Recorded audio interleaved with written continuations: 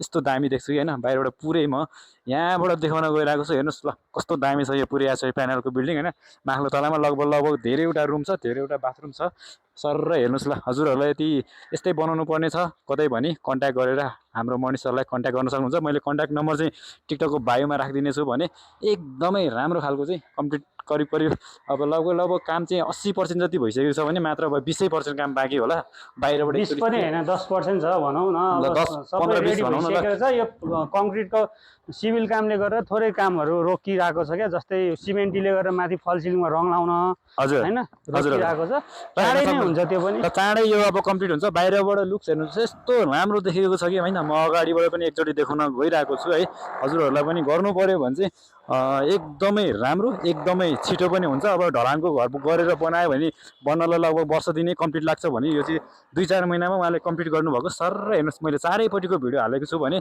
छतदेखि मुनिसम्मको video हालेको छु हजुरहरूलाई भिडियो चाहिँ अलिकति लामो हुनसक्छ अलिकति टाइम निकालेर हेर्नु होला अब यस्तो बनाउँदै हुनुहुन्छ भने चाहिँ एकदमै दामी खालको मैले सबै भिडियो चाहिँ यसमा हालेको छु हेर्नुहोस् अब अझै अगाडि गएर पनि म हजुरहरूलाई एकचोटि देखाउने छु यो रहेको छ बनेपा नयाँ बस्ती अब पहिला म यहीँ पनि नजिकै बसेको थिएँ है एकदमै दामी नै लाग्यो मलाई पनि एकदम बवाल लाग्यो है हजुरहरूलाई पनि बनाउनु पऱ्यो भने चाहिँ टक्क मनिष श्रेष्ठलाई कन्ट्याक्ट गरेर आएर अब साइट भिजिट गरेर पनि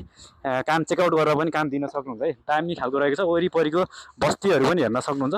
एकदमै राम्रो रहेको छ ल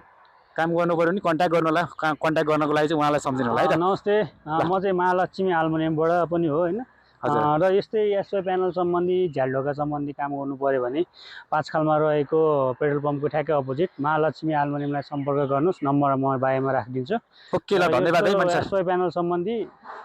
हजुरलाई कुनै पनि चिजहरू जस्तै कि